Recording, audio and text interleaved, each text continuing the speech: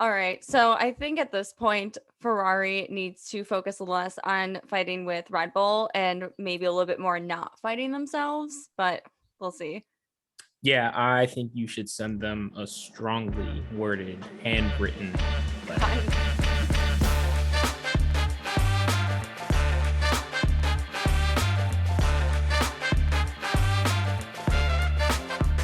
All right, welcome back to Brake Check, episode 16. Yeah, episode 16, our Azerbaijan Grand Prix recap, Baku street circuit recap, whatever you want to call it.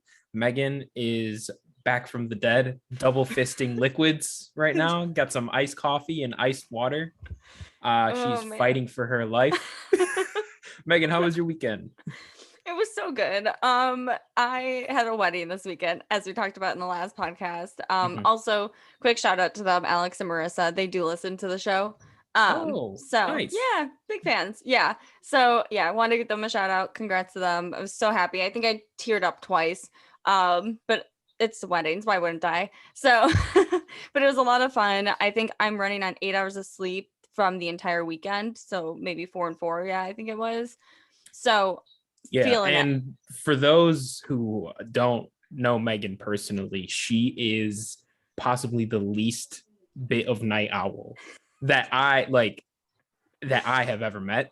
So Yep. she's out here, she's putting on a good performance, getting this podcast recorded. Is there a nap in your near future? There's a nap immediately following this recording. All right, well, we can get through it. We can get through it quickly so you can get to that. So here Central Time in the US, this race was at 6 a.m. I don't you caught the highlights, right? Yep. For not the All actual, right. no. Yeah, no, I do not blame you. So I actually ended up staying up a little late too. We had my sister's 8th grade graduation party. And that went on pretty late because Mexicans don't know when to go to bed. But so I woke up at 6 on like 4 hours of sleep, watched the race, and then went back to sleep for 3 more hours after that. So Yeah. it was tough, but I made it through. But a lot of stuff to talk about here. I actually, right after the race ended, I texted Megan and I was like, "You are not gonna like this result when you wake No. up. Ferrari will kick it off with them, the double DNF." Oh Megan, how my do you gosh. feel? Well, like when I looked up, you said that, and I immediately searched, Baku F1, and it came up, and I'm like, where the heck is Ferrari? I saw Verstappen. I was like, of course, why wouldn't it? And then I was scrolling, and then I get to the bottom, and there's like 5 or 6 DNFs, and both of the Ferraris were in there, and I'm just so disappointed. I don't know what happened. Like, I don't know if they just didn't resolve some of the issues they had from, the last few races. I Yeah. know they were having power unit issues A before in the couple, season. yeah, and a couple other Ferrari powered cars did not finish the race today as well. Right. Oh, Alfa Romeo, Zoe had to go out, which sucks. I know his radio, he was pretty upset about it. Us as well. Yes. Kevin did not finish the race. But yeah, so I don't know if you looked it up, but Charles, he had a power unit failure. Carlos had a hydraulics issue. Carlos early on lap 9, Charles a little bit later, lap 21. So it's funny because earlier in the season, like the whole debate was, would you rather have the fast unreliable car or the slower reliable car? And Ferrari now has the slower and more unreliable car. Yeah, no, they can't win. They're shooting themselves in the foot. Yeah. I mean, like that graphic on Twitter, it's if it's not strategy, it's, their car, their engine, it's just not there. Yeah, and I brought them up, brought this show up the other week, the Ringer F1 show. It's honestly, it's one of my favorite. If you're an F1 fan, highly recommend checking it out. They were doing an interview, and this guy who was on, I can't remember his name, very sorry, but I can put the link to the episode in the description. Yeah. So he was saying that just the culture at Ferrari is so different than the rest of the teams, where like an engineer will build this, or will model and build this spectacular race car, and then the car, it gets built and it's not exactly like the engineer presented the team, and they're like, hey, like, why aren't you doing this? And they're, Ferrari will be like, oh, well, we didn't do it exactly, we thought this was better, so we did it like that. So they definitely have their own ways, and they look like they're just going to stick to it. And another thing I kind of wanted to touch on is Ferrari does not have a good history of mid-season updates, upgrades. And I don't know that they've had any major upgrades, so far this season. And, part of me thinks, and I'd like to hear your opinion on this, is every other team, especially Red Bull, Mercedes even, is upgrading their cars and they're getting faster. And Ferrari essentially has the same day one car. And they're just trying, like, these cars are getting faster, but they're different cars than they were at the beginning. This Ferrari is the same car from day one in the season, and it's trying to keep up with upgraded cars. And I just don't think it can handle it. Yeah, I think in terms of Ferrari, last season they had pretty good upgrades, and that was the first time they actually like saw improvements, because that's how they ultimately were able to pass up McLaren for that third in the constructors. But so they kind of need to do that again. I would say if not in Montreal next weekend, they need to do it in Silverstone, because that'll be the race after at the start of July. I don't think it's worth, at this point, I don't think they should wait until the summer break, because that's so far ahead and they have so much to catch up on, especially now with another double DNF. So they've got to, kind of figure it out soon. Yeah, they need to get on it soon, because honestly, I would say the constructors is all but wrapped up. Red Bull is going to win that. Checo is driving way better than Carlos, to the point where even if Charles' car gets it figured out, it's not going to be enough. So I would say the constructors out of reach, but they need to get on it before the drivers' championship gets out of Charles's reach. Yeah, right. Yeah, he's qualifying P1 every other weekend, and when he does win, he just carries it away. But if that's not happening consistently, I mean, someone like George Russell is going to pass him eventually in the driver standings, because he's just getting fourth, third, fifth every single race. Yeah. I mean, Charles has had 75% of the pole positions, and yet you see how he just keeps falling further and further behind. Verstappen has won more of those races that Leclerc has had pole position than Leclerc has, which says a lot about the reliability of the Ferrari. And at this point, if they don't figure it out, by the summer break, I could see it just being them competing for second or something in the driver championship. It's gonna just end up being it'll be less of a Leclerc versus Verstappen and more of a Verstappen versus Perez, I think, is what's gonna end up happening. Because I also just don't know if Ferrari's too stubborn, I think, to do anything drastically different or change something now for the season that'll, put them up there. Yeah, we'll see. One last thing that we could part with Ferrari. They said on the broadcast today, Charles Leclerc is the first driver to get 4 straight pole positions and not win the race since Juan Pablo Montoya, which was 20 years ago. That's rough, dude. Yeah.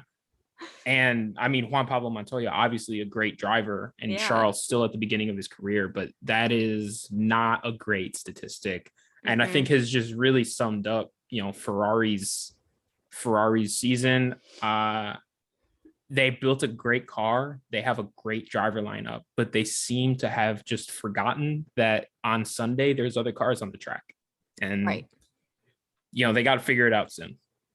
Yeah, I mean, you can't keep relying. Obviously, like however well they qualify, they can't, do any better than how they're doing now in terms of that. So they just have to give them a car that will last them throughout the race, and then 2 will just be able to be up there and maintain that pace. Yeah, absolutely. We can since we brought them up, we can get into Red Bull next. Great weekend for them. Awesome. I don't know how much of the highlights you caught, but Checo on turn 1 got Charles. So Checo went into first on turn 1. Nice. He did hurt his tires quite a bit. So obviously Checo, normally tires are not an issue for him, Mhm. But he could not pull away from the field because his rear tires like took a hit. So then it was Checo, Charles, Max to start the race, and Mhm. Max was on Charles' ass. Like but he was doing it correctly. He was doing it smartly. Normally, Max would just keep going, Be going, going, aggressive. hurting his Yeah. car. He had a very mature race today. He did not force the issue. He was patient. Mhm. He eventually got past Charles pretty Mhm. easily, honestly, on the straight line. The Red Bull is so fast, straight line speed. Um, no explicit team orders today. Mhm. But obviously Checo's tires, his pace was just completely off Yeah, I from was gonna Max. say Max's pace was a little bit Yeah. better. So no official team orders, but when Max passed Charles and eventually got behind Checo Mhm. on the radio, Christian told Checo, no fighting. So that's about as close to a team order as you can Yeah. get. It's Uh, pretty much like if Max passes you, it's just he's passing right. you. Yeah. Yeah. And obviously, Max was going to pass him eventually. Mhm. Checo could have held him off for a bit. We saw him do it with Lewis. He could probably Mhm. have done it with Max, but Red Bull was clear, no fighting. So I think I think this wasn't the weekend to see if they're willing to actually let Checo, cook a little. Mhm. Uh, Mhm. Checo's pace was just not there. Something to keep an eye on down the road. What do you think about that? Yeah, I think we'll see it more in Montreal because there's a little bit also, I think, good opportunity for just battles on the field in Montreal, and it has a little bit more room too for them. So Mm-hmm. I think that'll be fairly interesting. I definitely think if not there, then we'll definitely see it in Silverstone. Uh, Yeah, but definitely. it's there, yeah, I don't think they're giving team orders anytime soon, at least until it's a clear difference between the two. But right now they're Yeah. so neck and neck and they're both at the top of their game. I think Perez has a glimmer of world championship in his eyes now. And if he's ever gonna go for it or like have the chance that this is the year for it. So Yeah, absolutely. And obviously at the beginning, just with his mhm, tires being shot, he didn't have the pace. A lot of people would take that as, Checo's just not on the same level as Max, which he's not. Max is a great driver, right. but worth noting, by the end of the race, Checo had the fastest lap.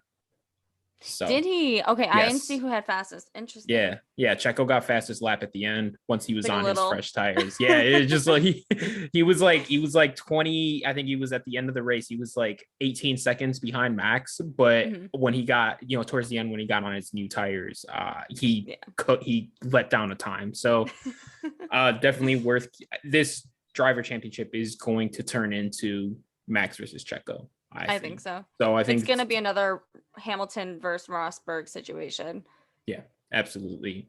Worth keeping an eye on. Red Bull, honestly, a little bit of a bumpy start, but really having a Mhm. great year. And their honestly, their best attribute so far this year has just been when someone messes up, they are there to just take the spot. Yeah. I will say, I think the fact that Max has kind of matured a bit on the grid and is able to maintain his composure a bit better, given that that's his biggest weakness and always has been, I think will really set him up for multiple world championships and Oh yeah. like a lot. Like I think he's only going to improve. I still see him winning, even if there is a Perez versus Verstappen battle for the Uh-huh. championship. But Absolutely. yeah, I mean, he's unstoppable if he's like figuring that out. I mean, unless there's some other, other than just random errors that happen and stuff, I think, yeah, he'll be pretty on the top. And that maturity is going to help him if it does turn into an eventual just battle with Checo, because Right. Checo does not have the pace of Max, but Checo does not mess up. Like he just doesn't ever mess up. And it's kind of insane how like consistent he is. Yeah. So if Max is, driving how he has in the past, uh, you know, he might have been able to get away with it against like Albon and Gasly just trying to get their bearings at Red Bull, Mm. but Checo Hmm. will take advantage. Any race that Max doesn't finish, Checo will probably win, Yeah. him or Yeah. Charles. So I think the switch to Max being a much more mature driver this year has been very nice to see, and it makes him a little more likable. I've got to be I honest. know. I Yeah. I will say he's warming up to me. Yes, absolutely. He's been great. Yeah. We could probably Mhm. go into AlphaTauri since Yeah, they you could had do a that. well, Gasly had a great weekend. I Hmm. mean, I'm happy to finally see him in the top five again. I knew he always does fairly well in Baku. It's a great track, one of my favorite tracks, and then Yeah. he just usually has a good race here. So I expected him to be up there. I wasn't entirely sure because of their car, but I Mhm. think this was a good weekend for them, and hopefully they'll be able to bring that to Montreal too. What do you think? Yeah. I think both of them actually had a really good race up until the end when Yuki's his DRS Yeah. cracked in half. His DRS flap I cracked in saw half. the photo and then I saw them duct taping Yes, duct yeah. taping So it. he had to come in because normally that would be like an automatic retirement. Like Right. I don't think they normally would let a car because that's dangerous. Just one Yeah. half of your DRS going. But yeah, they brought it in and duct taped his DRS flap shut, which was really, really funny. Yeah.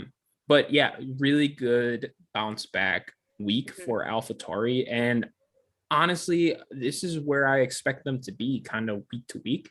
Mhm. They're Red Bull powered. They have one really good driver, and Yuki holds his own pretty well. Yeah. I feel like they should be doing better. They're both great drivers. I really do enjoy them both. I think Yuki has all like since he joined Formula One has been a bit underrated. And he, Mhm. in the second half of last year, really kind of put a bigger stance and just kind of like showed people that, even though he is young and he has a lot to learn, he is like showing a lot of improvement. His biggest thing was communication and similar to Max, like just that anger and getting frustrated and then messing up. So I think that too, you can see how much better he's been this year. And now that their car is doing a little bit better, I'm excited because I think we'll continue to see Pierre and Yuki kind of in that top 10 range, or at least competing with Alpine. Yeah, absolutely. I think week to week, I think we should expect Yuki in the top 10. I think Hmm. we should expect Pierre fighting for top six, top seven, something Yeah. around there. Uh, Rest of the season, I know we've Hmm. talked about this a lot, is the Red Bull second seat. Hmm. The rest of this season has to be just an audition for the rest of the teams for Pierre. He's got to show what he's made out of Yeah. because there's clearly not a seat for him at Red Yeah. Bull. And while it sucks, I mean, It's kind of a it blessing in disguise, yeah, honestly. yeah. I think he could benefit from a fresh start. I would love, so I saw some, rumors and stuff of Mhm. them keeping the same lineup for next year, which I do think is good. I like Yuki. He's a good driver. It sucks for all of the juniors, the Mhm. 100 juniors that they have in their system. But I do think that they're a good pair and they both perform fairly well. So I don't see why they would necessarily switch it. And Pierre has his contract until end of next year. So I see after that him going to McLaren. That's like more and more of like what I believe is going to happen. He's going to replace Daniel's seat in 2024. Yeah, the more I think about it, the more I also see. I think McLaren makes sense for Pierre. Hmm. Theoretically, the McLaren car should be better next year than it was Freaking this year. hope They so. kind of had a dead year. Yeah.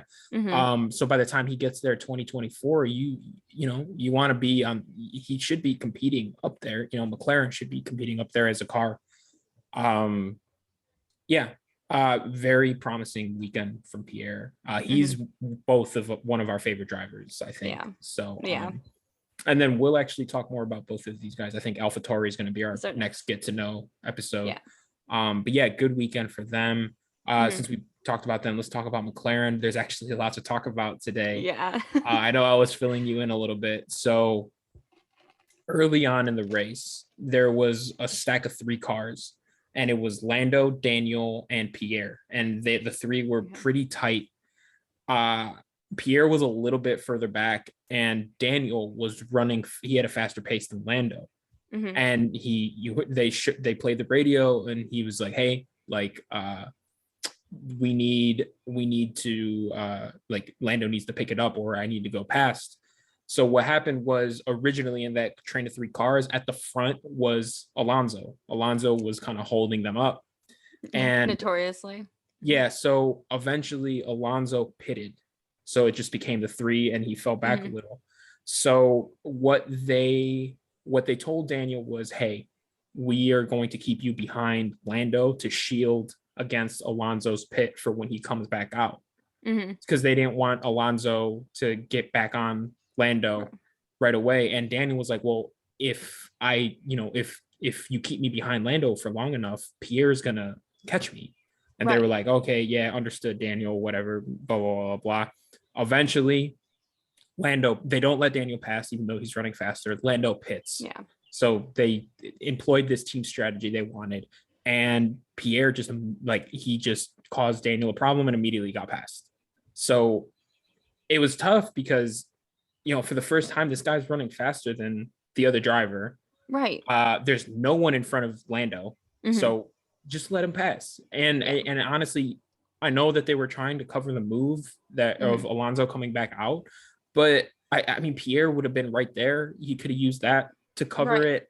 Also, what's wrong with, instead of Daniel being the one that's preventing Alonso from passing, why couldn't Lando be behind Daniel? Like, why couldn't the roles be reversed? I just didn't understand that part of it. Yeah, no, it was tough. And then later in the race, Daniel was in front of Lando to finish it, and Lando was trying to, the way he said it on the radio was like, all right, come on, let me pass. And it just kind of rubbed me the wrong way. Like, your teammate's been running better than you all day, Yeah, Daniel had a great weekend. So yeah, absolutely.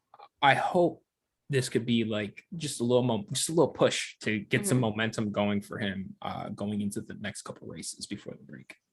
I hope so. I think a lot of, especially F1 Twitter, at least, it can be a bit negative, and I think everyone's been a bit hard on Daniel. I know he's not doing what everyone expected him to do at McLaren, especially because this is his second year. You also have to take into consideration that a lot of it is the car. And in terms of qualifying, I mean, other than maybe the last 2 or 3 races, him and Lando have been pretty neck and neck. I really don't think Daniel's having necessarily like an awful year. I just don't think it's where people put their standards. But at the same time, like, maybe it was just a little unrealistic standards, and maybe we need to, take into consideration both the car and, he's towards the end of his F1 career too. He doesn't seem as in it this year. But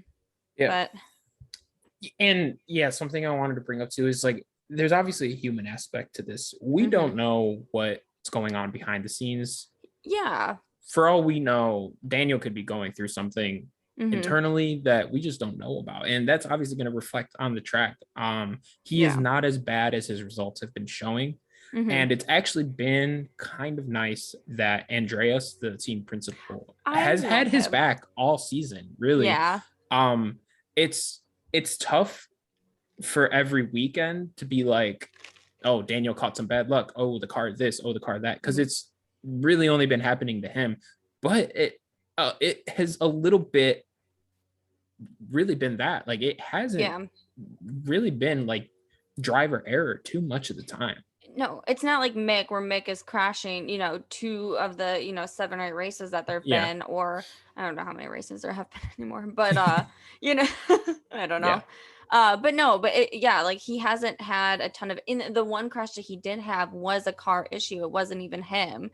So, I mean, it's not, there's so much that he can control. And, I agree. I think it's just bad luck. I really hope at Montreal next weekend, he can have a great race and be in that top 5, maybe even, finish ahead of Lando or out qualify him or something, just to kind of just to show people that, like, he's there too. I know Drive to Survive is going to run with this though, and probably some of that radio from this race. Oh yeah, it's going to make great TV when Daniel wins his random race for the year later on. Yeah, which will probably happen. Yeah, he just pulls it out of nowhere. Honestly, sometimes all you need is a little push. I really hope this weekend could be a little push. And obviously, Daniel's not going to be competing for podiums or anything like that, but just, string a few races in the points together. That's, at this point in his career as a second driver on like a, middle pack team, that's all you can really ask for at this point. It'd be nice to see. I would love, though, if, maybe one race Alonso could not hold people back or ruin someone's qualifying time. If he can do that one race this season, I would be satisfied. He did his thing again. He is just kind of running his own race, and whatever happens in front or behind him, is not his problem, apparently. And it isn't, but that doesn't make it any less annoying. And I think, honestly, I think the most aggravating thing about him doing this all the time is the Alpine's kind of fast, so it's kind of hard to get around him. So when he holds up the field, it like holds up the field. Yeah, like it's crazy. I know. There's like graphic too, where that you could see. Not at Baku, but I think at the Spanish Grand Prix, you could see they're like the first like 5-7 people, were on like one side of the track, and then you had Alonso and like 12 other people behind him. Yeah. Not just, it's like all the time, every time, really, he's there. Yeah, and I know he is a great driver. Incredible career. Honestly, he's not like my, I just don't have it. It's just, I would love for him to retire. I'm so over it. Like, I know, I'm sorry, and I know Alonso fans are gonna hate me. I'm so over it. He's had his time in F1, and I know, like, as long as you're performing, and he is obviously performing, he's a great driver. He is obviously capable of performing well. I mean, he's been doing, he's in points, which a lot, you can't say for a lot of the drivers, at least on a consistent level. But at the same time, there's only so many seats in Formula One.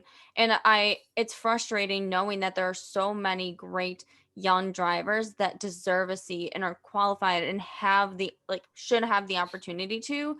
And it's drivers like Alonso who have been in it, he's won a world championship. He's been in it for, 20 something years. I mean, what more can you, like, there's nothing left he needs to prove. And I just think that at some point you just have to like wipe your hands and be like, all right, thank you for your time. Like, there's so many other motorsports that you can go into, do for fun, and continue to race. You don't necessarily have to retire completely, but I'm just over it. Yeah, I just would love to see him out. Going on the other motorsport thing, I know Ferrari had brief talks with him, informal, about him running 24 hours at Le Mans next year for them. Ooh, cool. Okay. So there's stuff for him to do if he wants to keep racing. And obviously because of who he is in F1, and he's a champion, he will never lose his seat until he decides he's done. Exactly. And at this point in his career, he just is kind of a grumpy old man in a really fast car that just kind of gets in people's way now. Seriously, like, at least Vettel is, first, not that Vettel's old, but he's been in the sport for a while. He's won multiple world championships. He's also not in a fast car, but he's also not being a dick on the grid or making an issue for other people. Yeah, I would like to see, if Alonso wants to keep racing, he should keep racing. But I think there's other avenues, and I think Ferrari would love to have him back in some of those other avenues, whether it's Le Mans, just different things like that. I think I would like to see someone else get that seat he has. Yeah, part of me kind of sees Vettel leaving for, like, one of the reasons being the fact that, like, okay, like, I'm not gonna win again.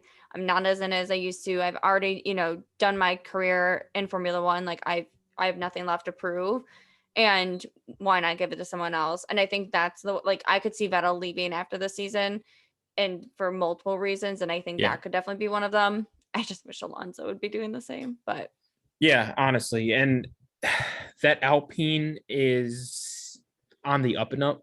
Like the car, the team, and it would be nice to see a younger driver get a chance in a car like that, because they're quick. I know Oscar Piastri is in their program, rumored to be there. Honestly, even Pierre could get the Alpine seat, and it would be it'd be a good chance in a fast car, right? Because we see how Ocon is performing week to week, and Ocon's doing great. Yeah, great year for him. Yeah, I don't know. I think both of us are a little tired of Fernando Alonso. Just a little bit.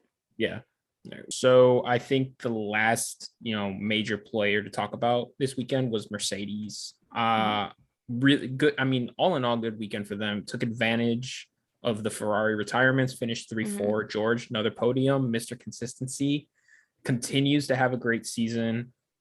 Really good race for Lewis today, all things considered. But once again, if he would have just qualified a little better, he would have podiumed. I know, the guy's so close. It's crazy to see. It's crazy to see that he's consistently behind Russell. I think a lot of people are a little bit more surprised by that, just because one, it's Russell's first year in the Mercedes, and that historically it's never, everyone's best year joining a new team. But yeah, I mean, it was a great race, and I like the performance that they had today. I think just goes to show, other than the porpoising, which obviously is a huge issue for them. I mean, Lewis was holding his back getting out of the car after the race. But if they can figure some of that stuff out, they will be, competing with that Red Bull. Probably not Ferrari, because Ferrari keeps DNFing, but they'll for sure they'll for sure to continue to be up there, I think. And hopefully in the next 1 or 2 races, maybe at Silverstone, we'll see Hamilton on top. We'll see. I don't know if you saw Hamilton kind of set that as like a target date where he would like to see the team, performing better. I don't know if you heard his radio call, but today Lewis was like in agony with his back. Really? Like he was, I think towards the end of the race, they cut to his radio and he was just like, oh my God, like my back hurts so much. So he's struggling in the car. I think George, he is also having some porpoising issues. This might sound stupid, and I'm not a doctor or a physical therapist. So George is notably like the tallest driver by a lot. Huge, yeah. Do we think that maybe that's why the porpoising doesn't affect him as much? I was going to say that, and or the fact that there is probably a 12-year age gap between the two. That's and not that Lewis is old, but a 37-year-old's back. That's true. Probably not as strong as like a 24-year-old's back. George is still indestructible. Yeah. Yeah, that could be it too. When they figure out their car, and I keep saying, I do think they will figure out the car. If not this year, then next year. They have a good team. They have a very good team. Great. They're a great pair. I mean, Russell's killing it. I think Russell, once Hamilton's out, I think Russell will be competing for world championships against Verstappen. He's definitely up there, and he deserves that podium. I mean, after the year that they've had so far, very excited to see him up there. And I'm sure we'll see both of them up there, over the remainder of the season. Really, it's just a matter of when. Yeah, and honestly, obviously Mercedes fans, I'm Lewis is my favorite driver on the grid. You want to see him just continue to compete, but has this, and I would like to get your opinion on this, has this down year made their like inevitable return to the top feel a little more welcome? They went through the lows and now they have to figure it out. And we got a little break from the like Mercedes, I think this has humbled them a little bit. Absolutely. To be honest. Yes. So yeah, I think that'll be cool. Again, I do think they're going to figure out the car. Yeah. Next year, let's say they figure it out. They got a year under the new regulations. They know what they're doing now. They have arguably the best driver ever and the best young driver on the grid. Yeah. That's a good place to start. They'll be fine. No, definitely. And then, I mean, even last year, Mercedes seemed to be out of any title hunt last year, and they came out of the summer break with essentially a new car. And, almost Lewis almost gave Max a run for his money at the end there. So they feel like the wild card in the field. Yeah, because you really don't. It could go either way. Go ahead. No, I was gonna say, because their pace, like, although they've picked it up, I don't think it's still there in terms of the Red Bull and Ferrari when they do have it, which you can see during qualifying too. But if they're able to figure some of that out by the summer break or after the summer break, it could easily, they could be at the top or like competing again. Yeah, like I said, for that against Red Bull for those number one spots. And obviously, you only get as far as your car in Formula One. But their driver pairing with Lewis and George, they're both very good racers, where maybe some of the top guys don't do it, like they have the pace, but they can't really race other people very well. They don't defend, tire manage, stuff like that. Lewis and George are both very good at that. So there's not going to be a lot of driver inflicted error. If you know what I mean, like Yeah, I get it. they're not going to set themselves behind Mhm. more than like the car would. So I am looking forward to the eventual Mercedes kind of return to contention. Maybe not, I don't want them to run the sport like they did for like 10 years, No. Mhm. but a little, a third team up there with Ferrari and maybe honestly just a second team at this point with Red Bull. I think it would do the sport good. Yeah.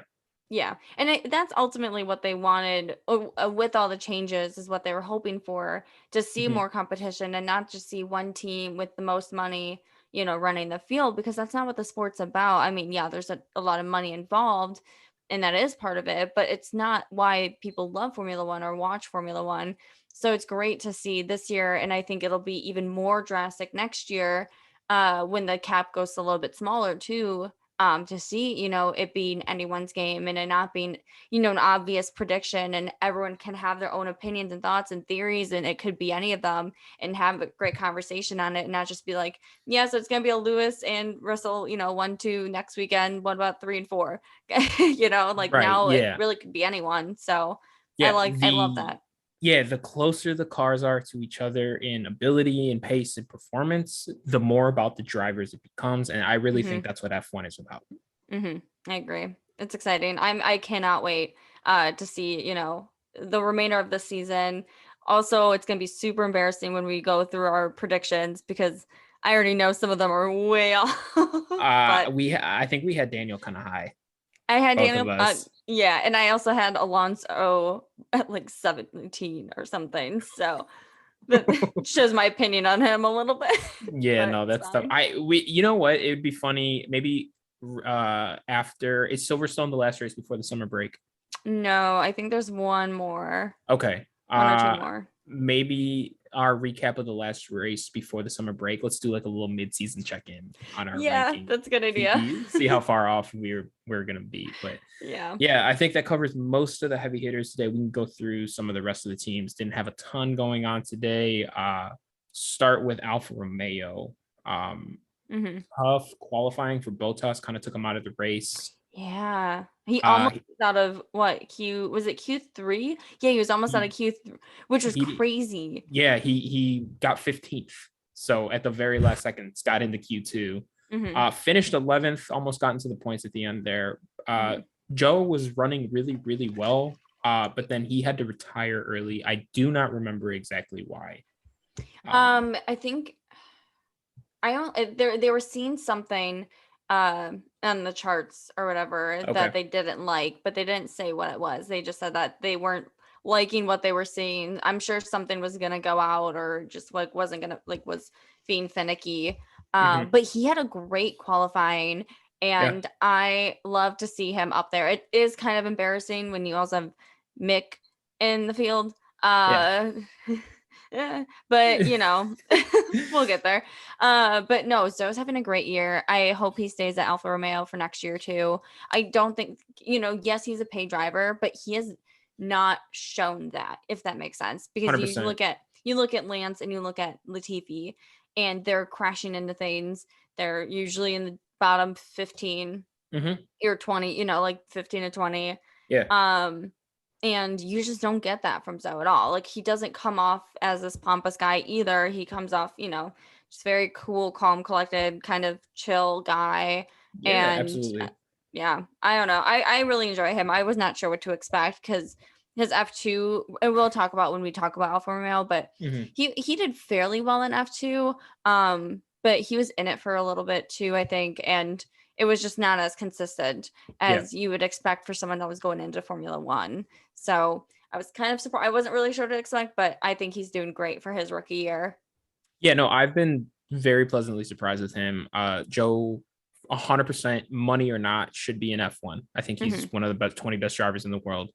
Uh, he has a great number one driver to learn from. Hmm. Someone like Bottas, who is, he's a good driver. He's been at Williams in a slow car. He's been at Mercedes in the fastest race car ever. Hmm. Uh, I think they have a really good thing going. I think over the season, I think for both of us, I think Alfa Romeo has become a team that we really like and Mhm. would like to see keep doing well. I'm excited for them next year, see kind of what that next step is. Yeah. Also, I really liked the new livery That was today. great. I That would was love if they really just cool. keep that. Yeah, and I like the normal one as well. Like Yes, it's really nice. It does look, the new one does look a little bit like that character from Cars. it does. I'll pop it down below. It does look a little bit like that, but it's really cool. It's a very proud Italian team, and I don't know. I really like it. And actually, I kind of want to get your thoughts on this. How would you feel about all the teams having multiple liveries to run throughout the year? I would prefer that. I think it would be so much nicer. I Hmm. loved because I like when they do some of the special edition ones, and McLaren's great with that. They Yeah. usually do, 3 or so every in a year. Like their Monaco one last year was my favorite ever. The like Hmm. kind of like light blue. But yeah, I think it would be cool to see the teams. It's probably expensive, which is Yeah. probably why they don't do it, especially with this budget cap now. It's like you have to put your money where it's more worth it. But Right. I do Yeah. I do really like it. I wish that would be something that maybe the FIA would, not the Mhm. FIA. I wish it would be something that would be kept separate from the cap, so Yeah. that it's a fun thing for the fans too. Mhm. Like imagine every year Mercedes pulls up, or like this year they're silver, and Mercedes pulls up to Silverstone with an all black. Like That that'd would be be so cool, sick.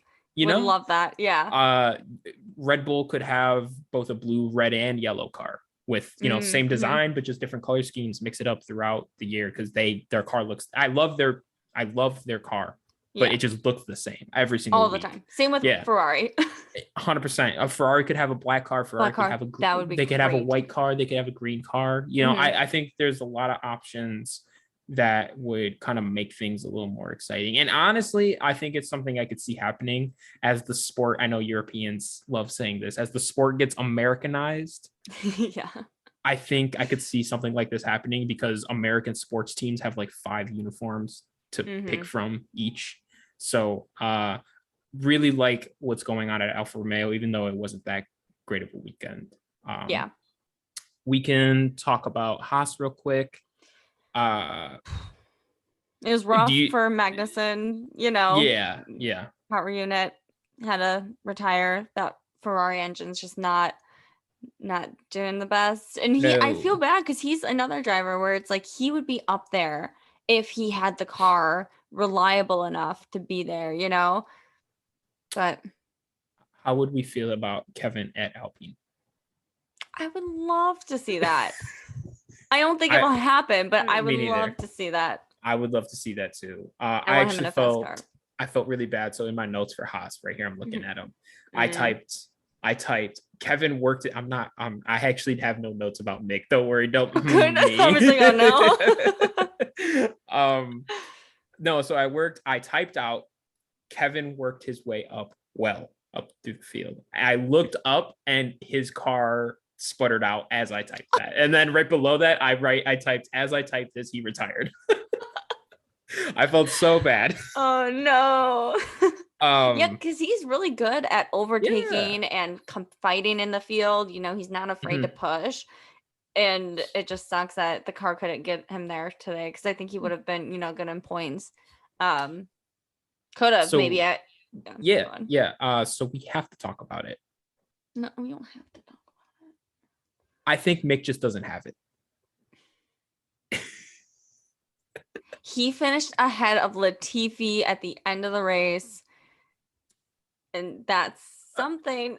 Latifi got a 10-second time penalty at the start of the race because he lined the car up over his spot, and one of his crew members had to push it back, and you're not allowed to touch the cars at that point. Oh, right.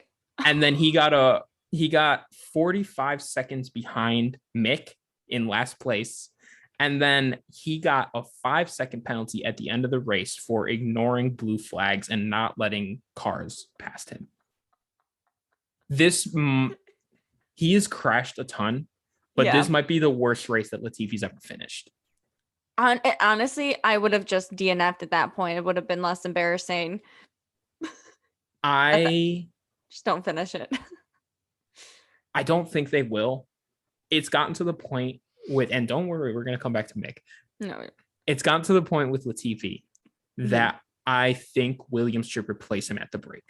There's not a chance in hell that he's staying next year. And I don't think I don't understand the benefit in keeping him the remainder of the year. I mean, yes, the car is not great. And that's the only reason I could see them keeping him, because a new guy coming in is not going to bring, them into like competitive points. It's not going to make them competitive in the midfield.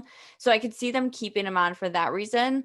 At the same time, it's costing the team so much money to continue to have him, and it could at least give a new driver the opportunity, the remainder of the season to, get comfortable in the car and get comfortable with the team, so that next year when they hopefully have a better car, they can just pick it up and, get going. There's no reason for him to be there anymore. He is not helping the team as a driver. His money is not contributing to like a fast car, even though he's crashing, and his crashing is costing the team the money he's bringing in.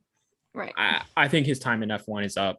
I know I rag on him a lot. It is, you never like to see it, but he's a nice guy. It just sucks that he's just not there, and he's been in it long enough that he should be.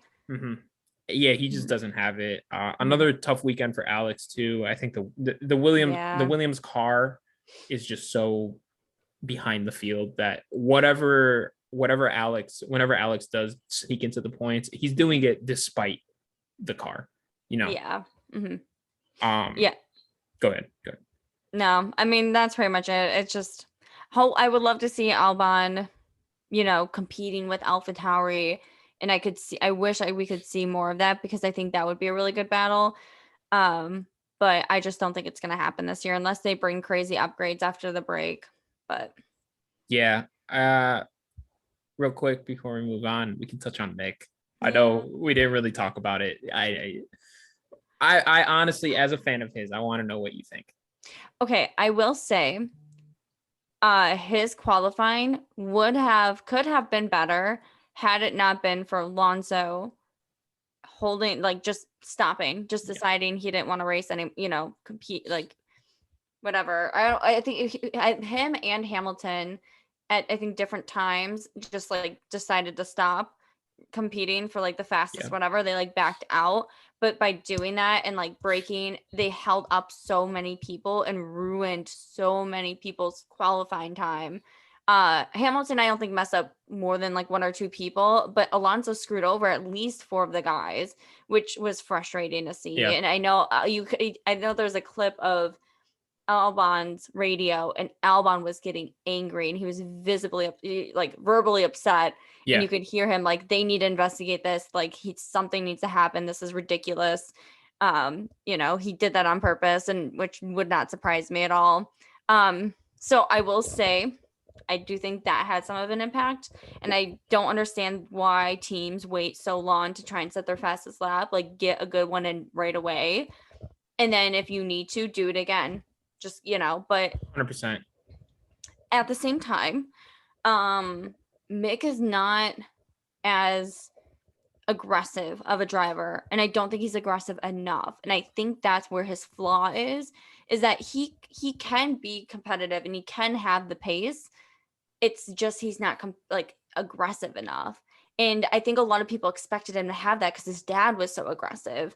And so the fact that he isn't is, where I think a lot of people are starting to like see that fault in, his performance, and struggle to see, how much longer can you really keep him in and, justify X, Y, and Z. I think this year he really needs to pick it up because, in basketball terms, we would say he don't got that dog in him.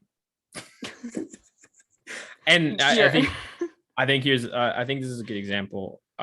George is similarly a very easygoing, kind of quiet guy. But if you try and pass him, he's gonna fight, Right. And I think Mick is just not putting up a fight. No. I think I don't know much about his pre-Formula One career. I think he will do as well as the car and the field allow him every week. Mm-hmm. You know, if the car allows him to qualify in 8th, but Mm-hmm. there's 3 cars faster than him behind him, he will finish in 11th. If that That's makes great. it. Yeah, that's so well said, and pretty much exactly what happens every weekend. It's, you Yeah. know, And on the flip side, if he qualifies 16th and 5 mm-hmm. cars ahead of him are slower, he will finish in 11th. You Mm-hmm. know, if he Yeah, qualifies 10th and no one ahead or behind him is slower or faster, he'll finish 10th. You know, yeah. so I think he can obviously drive. Mm-hmm. He has the pedigree. He has the F2 career. Mm-hmm. He now needs to not let the race happen to him. Yeah, I agree completely. So hopefully, he works on that throughout the year. And Mm-hmm. honestly, sometimes all a driver needs is just going on that summer break. It's a long Mm-hmm. season. It's a lot of commitment, and it's a lot for some of these drivers. So Like hopefully the the break's jet good there. lag. Oof, Yeah, no, yeah. they're just constantly jet lag. Mm-hmm. It's nuts. It's crazy to me. But yeah, I'd like to see him turn around. I know I rag on him a little bit. I think it's just funny to poke fun at it a little, but I do want Yeah. to see him do well. He's Michael Schumacher's son, Yeah. And he's such a nice guy. Like Yeah, in all of his yeah. interviews, super friendly. And I know it's there. It's just like you gotta get there. And Mhm. similar to Daniel, where they just get a lot of flack, I think that has an impact on them. I mean, I can't imagine, having a bad weekend or having a bad race or something happening and then, going online and just seeing all of this, like, why are you in Yeah. the sport? Like all this Yes. bashing and negativity. And, I'm sure it gets to them at some point. Absolutely. If I was a professional athlete and I searched my name after a bad game or a bad race and I saw Mm-mm. Juan Sanchez on Break Check F1 just ripping me a new one every week, I'd be like, man, what the hell? Yeah. Yeah. It's hard. It's hard. I hope for his sake and for your sake and for Haas's sake, Yeah. he figures it out soon. But Mhm. I really think that's what it is I think like you said, he's not aggressive enough. Mhm. So I think just the rest of the field decides kind of where he finishes and how he does. Yeah. But yeah, I think that about covers everything I wanted to cover. Yeah. I mean, Aston Martin didn't really do Nah, much other not than Stroll like hitting the wall twice in one lap. yes. I mean, and then they just had a, weekend. Not great. Not. Stroll's time in F1 might be up. Stroll's another one where I mean, I would say he has it Yeah, sometimes, yeah, but at the same time, like he makes such rookie mistakes, and for how long you've been in the sport, you just like, come on, dude, like look in your yeah, mirrors, 100%. yeah. I did want to clarify. I think I said the other day over text that Seb is not my favorite driver on the grid. Mm-hmm. I Mm-hmm. so okay, all right. So I wanted to clarify that I do Mm-hmm. not dislike him, but Mm-hmm. I am not enamored with him like Okay. most Formula One fans are because I came into Formula One recently, and so I was not a fan during his championship runs. He's kind of on a bad team right now. Mm-hmm. I don't know a ton about him. So what I meant was he's just kind of like a guy on the grid to me. Yeah. Like Yeah. yeah. So I just wanted to clarify. I am not anti Seb. I I know. I just feel nothing. Like if he Yeah, retired that's tomorrow, I'd be fair. like, all right, cool. You know? Yeah. When I wrote for Drive Tribe, I did a lot of research on a lot of the drivers because Mhm. in Drive to Survive, like you don't get as much of their history per Right. se, or in like some of the drivers they just don't cover a lot of or enough. So there were so Mhm. many drivers after the season or after the show that I just didn't really know a lot about. And so from that research, I grew to love Seb Gotcha. very quickly. And I still think he's a great guy. I don't think he's staying in Formula One. I think he's kind of checked out. I mean, he did so well in the what was it? Some other championship that was happening in February where he competed with Mick. And they were runner up. He was Yeah. competing against, I don't remember who it was We brought it anymore. up, but I can't remember the name. Yeah, I'm blanking. I'm visibly That's all right. hungover. So But yeah, I mean, he still got it, and I would love to see yeah. him continue to be in motorsport. I will definitely follow whatever he does do after F1. But yeah, he's just there now. Yeah. He has a passionate fan base. I'll give him that. He does. He has a very passionate fan base. They ride or die for him. So Yeah. hey, you got to be good to have that. Yeah. Yeah, I think that kind of wraps it up. I did not look. When is the next race? This weekend. So all right, so it's coming up. So we'll have another race recap next weekend then, right? Yep. All yeah. right. I won't be able to watch qualifying because that's my birthday. Right. And I will be on a patio outside in Chicago. So not gonna follow that. But it's a 1 p.m. Central Time race because it's in Montreal. So yeah, also thank God, because then I don't have to wake up early after my birthday for that. But we can probably record right after if that works. Yeah, no, that works great. Yeah, so I actually Jen comes back Thursday, so yeah, awesome. She comes back, so that'll be cool. So she'll get to listen to us record our episode. Actually, no, so I have AirPods in, so she'll just hear me talking to myself. It's just gonna be a one-sided conversation. And yeah, it's just gonna be me ripping into Latifi and Mick with no one responding. Like so upset about it, so into it. Yeah, so like normal, before we go, a couple predictions for Montreal. Okay. Latifi finishes the race. It's his home race, so I would hope so. I think Albon in the top 10, and I think Hamilton is in the top 3. I think he'll be on a podium. Who wins? Probably Verstappen, but yeah. Yeah, I think Verstappen wins. I think Lewis beats George. I think Latifi doesn't finish. Okay. And I think both Alfa Romeos in the points. I would love to see both Alfa Romeos in the points. I would love to see Mick in points too. Maybe we'll get a Mick point. I can no longer predict that. I'm not. Yeah. I'm not gonna predict it either. I think it'll be a good race. We'll be back with that. Oh, before we go, how do you feel about Pierre Gasly, driver of the week? 100%. Yeah. Okay. Hell yeah. Perfect. He deserves Pierre Gasly, driver of the week. All right. Any last parting thoughts? No, I just want to go nap.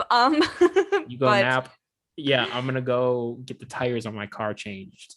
Good luck. Yeah. Put 40,000 miles on them. The fact that they didn't like pop or anything too, pretty impressive. The fact that they still work. That's like how much like the tires I had. That's how long they last. So their guarantee was 40,000. Okay. Yeah. So it was time. It was time. I was gonna say, because I ran mine for 50 and then it popped. So yeah, I've got like performance tires on my car, so they last for quite a bit. Your tires popped? It was like a few years ago. We were in college, okay. But yeah, the guy was like, "Yeah, you needed new tires like 20,000 miles ago." Yeah, so the tires that came with my car, which I know I've said before is a Mustang, they're like performance tires, so they do last for quite a bit and can take a bit of a beating. But I got my car with 19 miles, and I now have 41,000. So it's time. Yeah, sounds about. But yeah, this will be up. You guys will be listening to this Monday morning. Thank you if you have made it this far. Like always, please like, comment, subscribe. We will be on at Brake Check F1 on all socials throughout the week. This week, I'm going to start trying to get some clips for Instagram, for Twitter. Just have stuff to post throughout the week. I think I finally figured out how to do it on the editing software that I use. So I think I'm good. Yeah, sorry it's taken a bit, but it's like I said, I edit on a trackpad, and then I've had to just kind of like learn this program. So it has taken me a bit. But yeah, looking forward to interacting with everyone throughout the week. I will be tweeting more on the Twitter account as well. Yeah, I've noticed that. Yeah. No. I have a really bad habit of my job has been pretty demanding lately, and I get home and just kind of like stare until I go to bed. But no, I definitely know I need to be more active on there, because I and even in that group chat we're in, I the only time I've really talked in there is when I get summoned, you know. So, yeah. And half the time it's people talking about Mexicans. So I'm pretty sure that's when I tag you. They're talking about Checo or something. Yeah. So no, I'll definitely try and be more active on the accounts. We'll get more content out. But yeah, we'll be back next week. See you guys then. Yeah. Enjoy your nap. Thanks. Can't wait.